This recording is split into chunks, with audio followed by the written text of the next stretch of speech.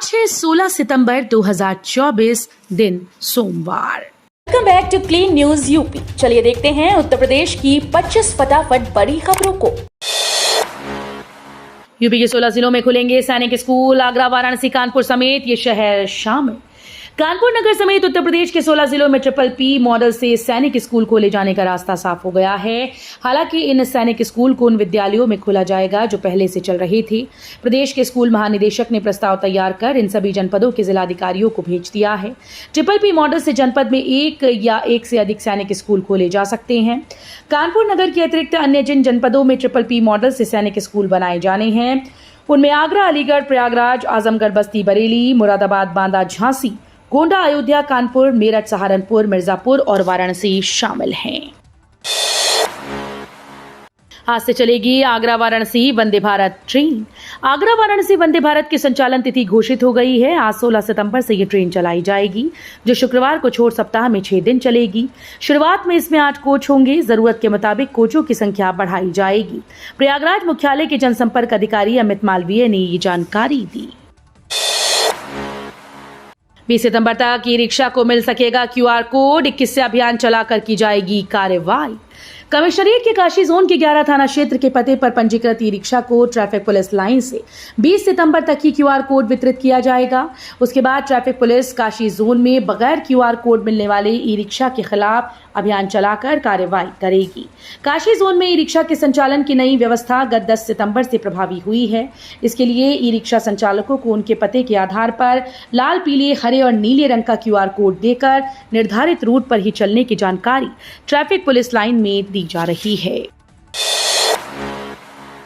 गंगा किनारे मना सकेंगे पिकनिक। अब 16 किलोमीटर का बनेगा रिवर फ्रंट। कानपुर में पिछले माह शहर आए मुख्यमंत्री योगी आदित्यनाथ की घोषणा के बाद 11 साल से प्रस्ताव में फंसी गंगा रिवर फ्रंट योजना को धरातल पर लाने के लिए अधिकारी फिर से सक्रिय हो गए हैं। 11 साल पहले IIT की ओर से किए गए सर्वे को दोबारा उसी संस्थान से अध्ययन कराया जाएगा। BHU में मरीज खुद कर सकेंगे BP की जांच। 5 मिनट में मिल जाएगी रिपोर्ट। BHU अस्पताल में आने वाले मरीजों को OPD, इमरजेंसी सहित अन्य जगहों पर ब्लड प्रेशर की जांच के लिए इंतजार नहीं करना पड़ेगा। इसके लिए OPD सहित अन्य जगहों पर ऑटोमेटिक जांच मशीन लगवाई जाएगी। मरीज खुद अपनी जांच कर सकेंगे और अधिकतम 5 मिनट में ही उनको रिपोर्ट मिल जाएगी। हृदय रोग विभाग की OPD से इसकी शुरुआत हो गई है। इग्नू की खास पहल। अब देश की सेवा करते हुए भी ग्रेजुएशन कर पाएंगे अग्निवीर। भारत सरकार के द्वारा लागू की गई अग्निवीर भर्ती योजना के प्रति युवाओं में रुझान देखने को मिल रहा है। विभिन्न स्थानों पर आयोजित भर्ती रैली में भी काफी संख्या में युवा प्रतिभाग करते दिखाई देते हैं। इसमें ऐसे काफी युवा होते हैं जो इंटर पास करने के बाद भी अग्निवीर भर्ती योजना के तहत भारतीय सेना में शामिल हो जाते हैं। ऐसे में युवाओं की शैक्षिक प्रक्रिया भी जारी रहे। पीएम मोदी के जन्मदिन को बेरोजगार दिवस के रूप में मनाएगा युवा मंच। युवा मंच सहित अन्य संगठनों ने प्रधानमंत्री नरेंद्र मोदी का जन्मदिन 17 सितंबर को राष्ट्रीय बेरोजगार दिवस के रूप में मनाने का फैसला किया। इस संबंध में सोशल मीडिया में मुहिम छेड़ दी गई। #राष्ट्रीय बेरोजगार दिवस को ट्रेंड कराया जा रहा है। युवा मंच के अध्यक्ष अनिल सिंह ने बताया कि इस मुहिम में रोजगार अधिकार अभियान के एजेंडे को प्रमुखता से उठाया जाएगा। यूपी में इस दिन बंद रहेंगी मीट मांस की सभी दुकानें। स्लॉटर हाउसेस की भी बंदी का आदेश। यूपी की योगी सरकार ने कल मंगलवार यानी 17 सितंबर को मीट मांस की दुकानों के साथ ही सभी स्लॉटर हाउसेस को बंद रखने का निर्देश दिया। नगर विकास विभाग की तरफ से इस बाबत आदेश जारी कर दिया गया। आदेश में कहा गया कि 17 सितंबर को पड़ने वाली अनंत चतुर्दशी को देखते हुए ये फैसला लिया गया है। अनंत चतुर्दशी न सिर्फ हिंदू बल्कि जैन धर्मावलंबियों का भी खास त्योहार है। कहा जा रहा है कि जैन समाज के निवेदन पर ही सरकार ने अनंत चतुर्दशी पर मीट मांस की दुकानों और स्लॉटर हाउस को बंद रखने का आदेश जारी किया। गौतम बुद्ध नगर में नहीं चलेंगी पिंक बसेस। गौतम बुद्ध नगर के नोएडा, ग्रेटर नोएडा में 2 डिपो हैं। दोनों डिपो से AC पिंक बसेस को चलाने की योजना बनाई गई थी, लेकिन लग रहा है कि इस योजना को फिलहाल ठंडे बस्ते में डाल दिया गया है। अधिकारियों का कहना है कि दोनों डिपो से इन बसेस को शुरू करने की कोई योजना नहीं है। शहर में 15 सितंबर से 13 नवंबर तक धारा 163 हुई लागू।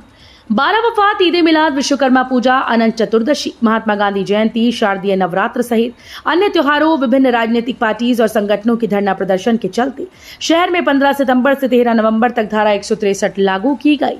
बीएनएस की धारा 163 पूर्व में आईपीसी की धारा 144 थी। जेसीपी एलओ अमित कुमार के मुताबिक धारा 163 के तहत विधान भवन व सरकारी कार्यालयों के ऊपर व 1 किलोमीटर परिधि में ड्रोन से शूटिंग करना मना होगा। आउटसोर्सिंग और संविदा कर्मचारियों के लिए बनेगी नियमावली, मुख्यमंत्री ने दिया आश्वासन। आउटसोर्सिंग और संविदा कर्मचारियों की समस्या का जल्द निदान हो सकता है। प्रदेश में ठेका और संविदा कार्मिकों के लिए मुख्यमंत्री ने नियमावली बनाए जाने का आश्वासन दिया। दरअसल भारतीय मजदूर संघ की उत्तर प्रदेश इकाई के प्रतिनिधिमंडल ने मुख्यमंत्री योगी आदित्यनाथ से उनके सरकारी आवास पर मुलाकात की। इस दौरान प्रतिनिधिमंडल ने प्रदेश के श्रमिकों की ज्वलंत समस्याओं को मुख्यमंत्री के सामने रखा। इसके अलावा आउटसोर्सिंग संविदा कार्मिकों के लिए नियमावली बनाए जाने की मांग भी की, जिस पर मुख्यमंत्री योगी आदित्यनाथ ने जल्द ही उचित कदम उठाने का आश्वासन दिया। 15 दिन में खाली होंगे 13 कार्यालय व न्यायालय, आदेश जारी। कलेक्ट्रेट परिसर स्थित अंग्रेजी जमाने में बने पुराने जर्जर एडीएम ब्लॉक को तोड़कर 3 मंजिला नया कार्यालय कॉम्प्लेक्स बनाने का आदेश जारी हो गया है। 23 करोड़ की लागत से बनने वाली इस बिल्डिंग के लिए 2.75 करोड़ की पहली किश्त भी जारी कर दी गई। रामनगर की विश्व प्रसिद्ध रामलीला 17 सितंबर से होगी शुरू। रामलीला स्थलों पर सजावट और तैयारियों में जुटे आयोजक अब मुख्य किरदारों के प्रशिक्षण को अंतिम रूप दे रहे हैं। रामचरितमानस के बालकांड के 175 दोहों का पाठ भी अंतिम चरण में है। सभी को अनंत चतुर्दशी की शाम का बेसब्री से इंतजार है। 17 सितंबर से शुरू हो रही विश्व प्रसिद्ध रामनगर की रामलीला की तैयारियां अपने अंतिम चरण में पहुंच गई हैं।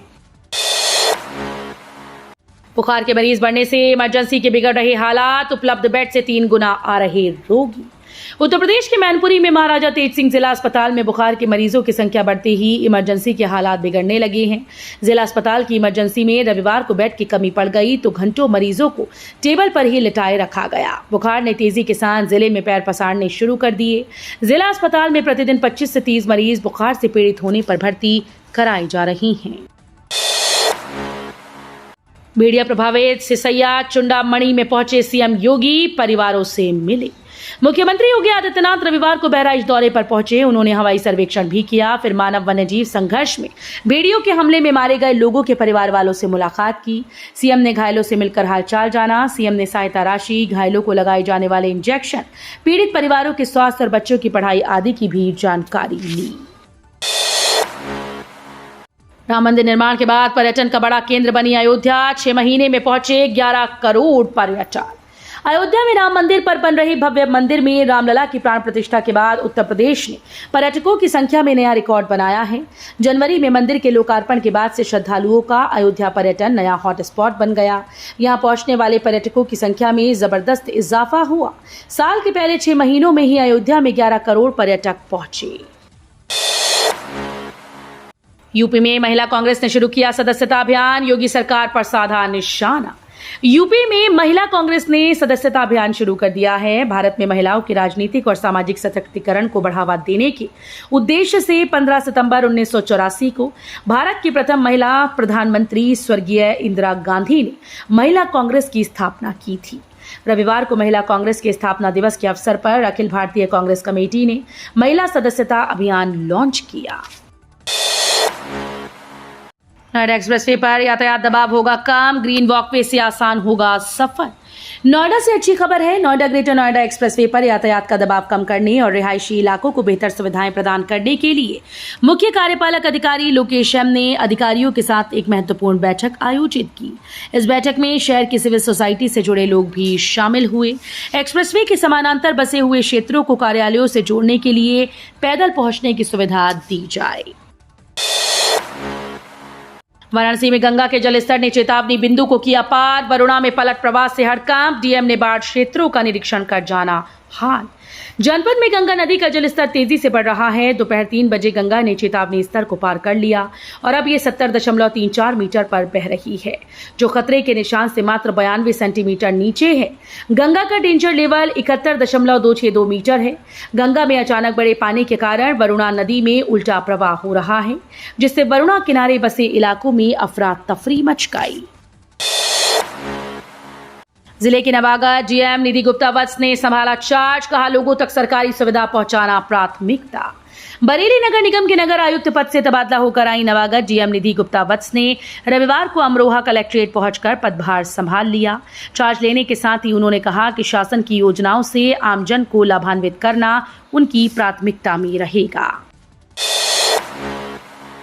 एशियन चैंपियंस ट्रॉफी फाइनल पहुंचने से सिर्फ एक जीत दूर भारत, आज होगा कोरिया के खिलाफ सेमीफाइनल। शानदार फॉर्म में चल रही पेरिस ओलंपिक की कांस्य पदक विजेता भारतीय टीम आज सोमवार को यहां होने वाले एशियाई चैंपियंस ट्रॉफी हॉकी टूर्नामेंट के सेमीफाइनल में कोरिया के खिलाफ प्रबल दावेदार होगी। भारत ने अभी तक टूर्नामेंट में एक भी मैच नहीं गंवाया, उसने 5 लीग मैच जीते हैं। हरमनप्रीत सिंह की अगुवाई वाली टीम ने अपने अभियान की शुरुआत मेजबान चीन पर 3-0 की जीत के साथ की। सेक्टर गामा 1 में रेजिडेंट्स के हज का उद्घाटन सेक्टर वासियों को समर्पित। Greater Noida sector gamma 1 sector में रेजिडेंट्स वेलफेयर एसोसिएट के द्वारा गेट नंबर 1 पर एक नई हज का निर्माण कर उसे सेक्टर वासियों की सेवा में समर्पित किया गया। इस अवसर पर एक भव्य कार्यक्रम का आयोजन किया गया, जिसमें कई प्रमुख हस्तियों ने शिरकत की। मुख्य अतिथि के रूप में यमुना प्राधिकरण के उप महाप्रबंधक राजेंद्र भाटी ने उपस्थित होकर कार्यक्रम की शोभा बढ़ाई। योगी सरकार की बड़ी पहल, महाकुंभ के लिए नया लोगो तैयार। महाकुंभ 2025 का लोगो तैयार हो गया है। प्रयागराज मेला प्राधिकरण, पर्यटन विभाग, संस्कृति विभाग के संयुक्त प्रयास से ये लोगो बनाया गया। इसके लिए 2 एजेंसीज को भी लगाया गया था। वर्ष 2019 के दिव्य व भव्य कुंभ के लोगो को इस बार थोड़ा अपडेट करते हुए नया रूप दिया गया। इस बार के लोगो में स्वच्छ कुंभ, सुरक्षित कुंभ को भी स्थान मिला है। यूपी में 76वां जिला बनाने की तैयारी। नेपाल बॉर्डर से सटे इस कस्बे को जनपद क्यों बनाना चाहती योगी सरकार। जल्दी ही उत्तर प्रदेश में एक जनपद और बढ़ाने की तैयारी हो रही है। इस नए जनपद का नाम फरेंदा संभव हो सकता है। बाद में उसका नाम वीर बहादुर सिंह जनपद रखा जा सकता है, जो गोरखपुर और महाराजगंज की कुछ तहसील को मिलाकर बनाया जाएगा। उत्तर प्रदेश का ये क्षेत्र नेपाल की सीमा से लगा हुआ है। इसी इलाके से लोग होकर नेपाल में प्रवेश करते हैं और थोड़ी दूर पर नेपाल का एक छोटा एयरपोर्ट है, जहां से अलग अलग इलाकों के लिए फ्लाइट्स मिल जाया करती हैं। राहुल गांधी देश के नंबर 1 आतंकी, पकड़ने के लिए रखे इनाम। रवनीत सिंह बिट्टू का विवादित बयान। केंद्रीय मंत्री और भाजपा नेता रवनीत सिंह बिट्टू ने कांग्रेस लीडर राहुल गांधी को आतंकवादी बताया है। नेता प्रतिपक्ष पर निशाना साधते हुए बिट्टू ने कहा कि राहुल गांधी ने सिखों को बांटने का प्रयास किया। सिख किसी पार्टी से जुड़ा हुआ नहीं है, मगर चिंगारी लगाने की कोशिश हो रही है। राहुल गांधी देश के नंबर 1 टेररिस्ट हैं। भाजपा नेता ने कहा कि वे लोग जो हर वक्त मारने की बात करते हैं, जहाजों ट्रेन को उड़ाने की बात करते हैं, वे राहुल गांधी के समर्थन में आ गए हैं।